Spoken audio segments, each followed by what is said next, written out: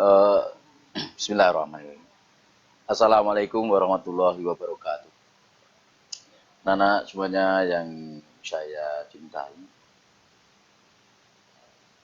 selamat pagi. Sebelum Bapak menyampaikan, terlebih dahulu marilah kita yang utama dan pertama memanjatkan puji syukur kehadirat Tuhan Yang Maha Kuasa Allah SWT atas limpahan rahmat barokahnya kepada kita semua. Baik, anak-anak semuanya, untuk selanjutnya masih semuanya semangat.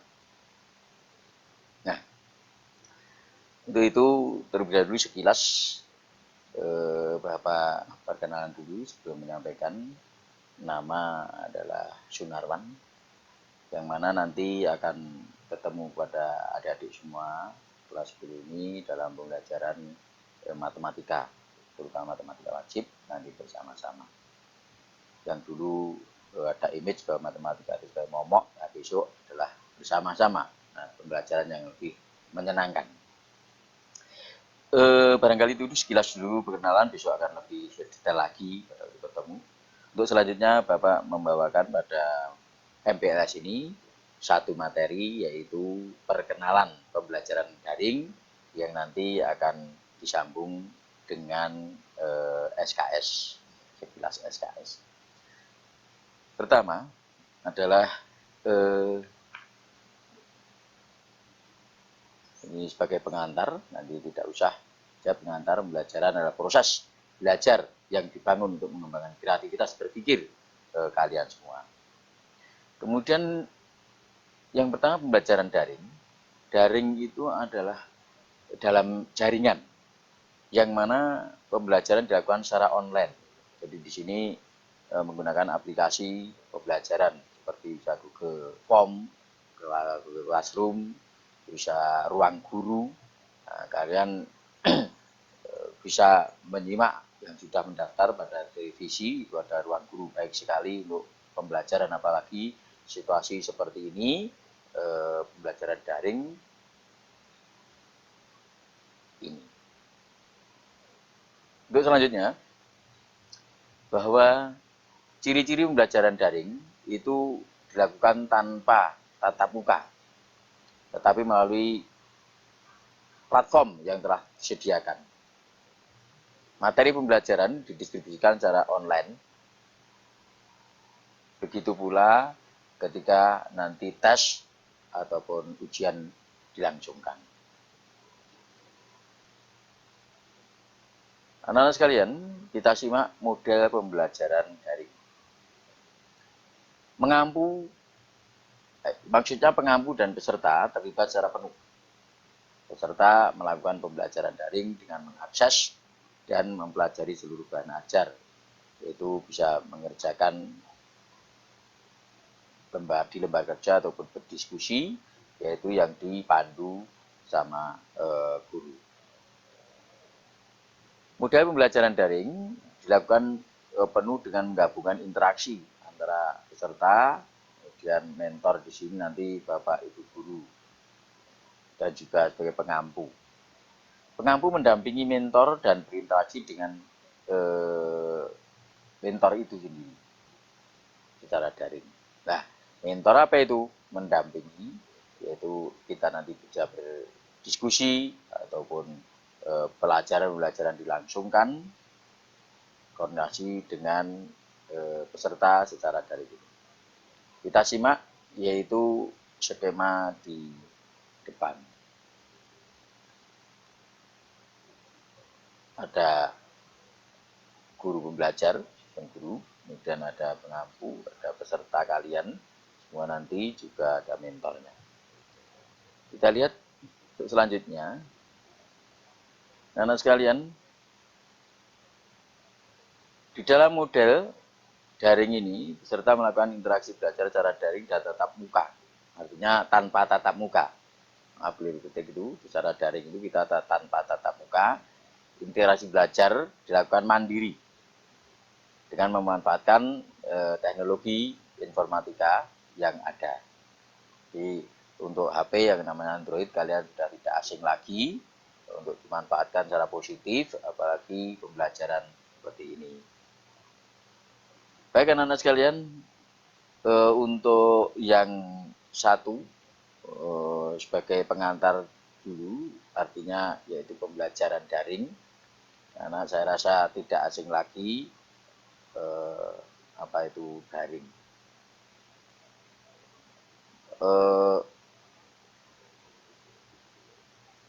Akan kami sambung yaitu sosialisasi SKS. Namun jeda sejenak kami siapkan dulu. Terima kasih. Anak-anak sekalian yang tercinta, sebelumnya saya buka kembali. Assalamualaikum warahmatullahi wabarakatuh. Ketemu pada sesi yang kedua, anak-anak yang saya cintai, yaitu satu materi pengertian SKS. Namun sebelum ke sana, anak-anak sekalian, di pembukaan ini Bapak sampaikan bahwa situasi seperti ini adalah pembelajaran yang awal tadi kita belajar daring. Situasi seperti ini karena semuanya ya tetap di rumah. Artinya apa? Jaga protokol kesehatan, juga selalu cuci tangan, tidak usah berkerumun, selalu pakai masker dan sebagainya. Untuk protokol kesehatan kita patuhi karena memang corona COVID-19 ini masih belum reda.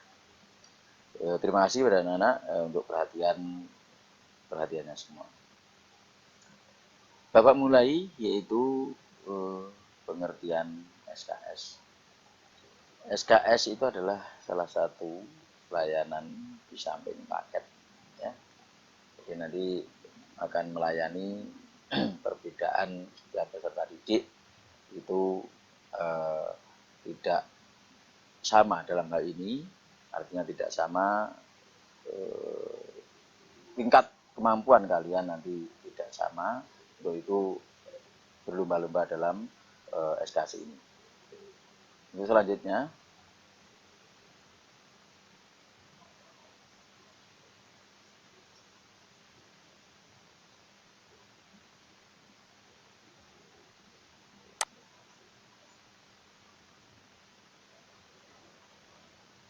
selanjutnya, bahwa kita lihat latar belakang layanan pembelajaran diberikan kepada peserta didik kalian semuanya yang memiliki gaya belajar dan kecepatan belajar. Bapak sampaikan tadi, kecepatan belajar di sini tentu berbeda-beda, yaitu kita kriteriakan ada 3 poin, jadi di bawah rata-rata, dan rata-rata sendiri, dan di atas rata-rata yang kalian punya. 3 kelompok belajar ini dapat berada dalam kelas yang berbeda, yaitu sebagai kelas yang mungkin, atau dapat berada kelas yang sama, atau tadi ya. Kelas yang demikian memerlukan strategi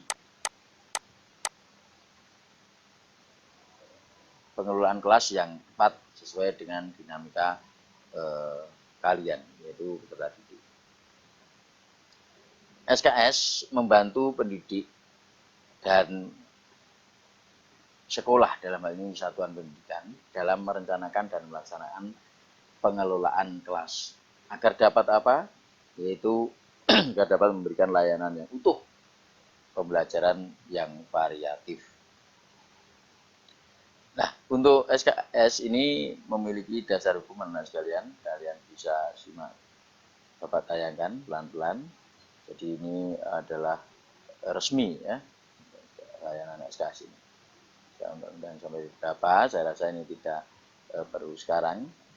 Banyak sekali, nanti anak-anak bisa untuk dasar hukum yang mengajari bisa mengcopy, ya, dari Bapak ini. Kita lihat selanjutnya untuk pengelolaan kelas. Ada skema pertama guru. Di sana ada kelompok belajar cepat yang Bapak sampaikan tadi di atas rata-rata. Kemudian ada kelompok belajar normal ya pas rata-rata tadi. Kemudian nanti dari kalian kelompok belajar yang kurang cepat di bawah rata-rata, yaitu di dalam SKS ini sangat membantu kalian yang punya prestasi, terutama nanti kita berlomba bersama di sana. Layanan peserta didik berdasarkan kecepatan belajar. Ini dikriteриakan 3 poin ya. 3 poin. 1, Bapak sampaikan, kalian simak. Peserta didik dengan kecepatan di atas rata-rata dahulu. Jadi ada gambaran, ada 3 macam, yaitu di atas rata-rata, normal, dan di bawah rata-rata. Diberlakukan strategis khusus, diperlukan di sini. Nanti akan diperlukan strategi yang khusus untuk melayani peserta didik yang memiliki kecepatan di atas rata-rata. Dalam apa? Dalam hal penyelesaian kompetensi dasarnya, yaitu KD. Dengan demikian diharapkan ada peserta didik yang masa studinya nanti kurang dari 3 tahun. Kalau di atas rata-rata, kalian berlomba bisa cepat, bisa kurang dari 3 tahun. Dalam hal ini nanti ada yang kurang dari 3 tahun, ada yang pas 3 tahun, ada yang lebih dari 3 tahun, yaitu 4 tahun. Untuk itu kita simak dulu. Satuan pendidikan dapat mengelola layanan khusus untuk peserta didik yang memiliki kecepatan di atas rata-rata di setiap mata pelajaran dalam kelas yang memungkinkan, heterogen maupun kombinasinya. Jadi di sana nanti kalian tetap belajarnya itu tetap kelas yang sama, ya. Tidak ada penyendirian atau pembedaan atau eksklusif kelas tidak ada lagi. Di sana nanti kalian berlomba yang di atas rata-rata akan bisa menyelesaikan masa studinya itu sampai kurang dari 3 tahun. Misalnya pada mapel tertentu ya, kalian akan lihat nih, ada 6 semester terdapat 2 KD. Pada semester pertama terdapat 6 KD, dan semester kedua 6 KD lagi. Jika peserta didik tersebut mampu menuntaskan 8 KD pada semester 1, maka waktu yang tersisa digunakan untuk menambah beban belajar dari KD semester berikutnya. Jadi nanti otomatis menghubungi Bapak Ibu gurunya, pengampunya. Sehingga pada akhir semester kedua dimungkinkan mampu menuntaskan 16 KD. Dengan asumsi pada tahun kedua mampu menuntaskan keseluruhan yaitu 32 KD. Itu sebagai gambaran dalam kok bisa menyelesaikan 2 tahun atau 4 semester itu. Nah, anak sekalian, ini ada layanan peserta didik berdasarkan kecepatan belajar lagi. Peserta didik dengan kecepatan rata-rata. Nah,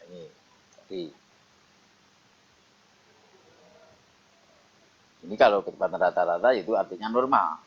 Kalian baca itu di depan. Jadi peserta didik itu strategi khususnya pencapaian belajar dapat dilakukan secara normal. Normal di SMA secara umum itu adalah 3 tahun. Ini yang dimaksud dengan kecepatan rata-rata.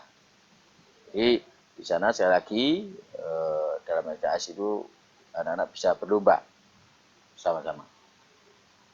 Kemudian peserta didik yang kecepatannya belajar itu di bawah rata-rata. Bagaimana? Nah,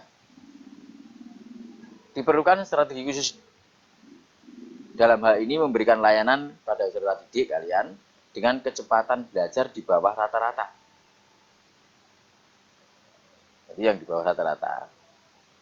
Sekolah hendaknya menyiapkan di sini nanti akan siapkan strategi dan mekanisme layanan khusus buat kalian dalam menyelesaikan KD untuk siswa, artinya untuk kalian dalam kelompok ini. Dalam hal ini diharapkan tidak ada peserta didik yang masa studinya lebih dari 4 tahun. Jadi untuk program sistem kredit semester SKS ini sangat diharapkan tidak ada siswa yang lebih dari 4 tahun. Nah, nanti siswa di sana diharapkan maksimal 4 tahun. Syukur diharapkan normal ya, tidak sampai 4 tahun. Artinya normal itu rata-rata tadi, yaitu 3 tahun. Syukur bisa mengejar yang 2 tahun. Pada tiap akhir semester, satuan pendidikan sekolah itu mengelola layanan khusus untuk peserta didik yang diprediksi sangat lambat setiap mata pelajarannya. anak-anak sekalian, barangkali sekilas pengertian tentang SKS tentu akan lebih detail lagi. So, kalau alhamdulillah suatu saat bisa kita tatap muka. Namun sekali lagi ini sebagai pengantar kalian pengertian SKS ini, mudah-mudahan bisa lebih dipahami. Namun sebelum Bapak tutup, sekali lagi jaga kesehatan kalian. Situasi yang belum memungkinkan ini, kita berdoa semua bisa reda dari virus corona ini, kemudian akhirnya nanti ditetapkan oleh pemerintah bisa tatap muka. Namun sampai saat ini sudah ada edaran yang jelas sampai tanggal 30 Juli 2020 ini kalian akan belajar dari rumah atau dikatakan belajar dari rumah. Anak sekalian, ada kurang lebihnya dimaafkan. Sekian dulu dari Bapak dan sampai jumpa.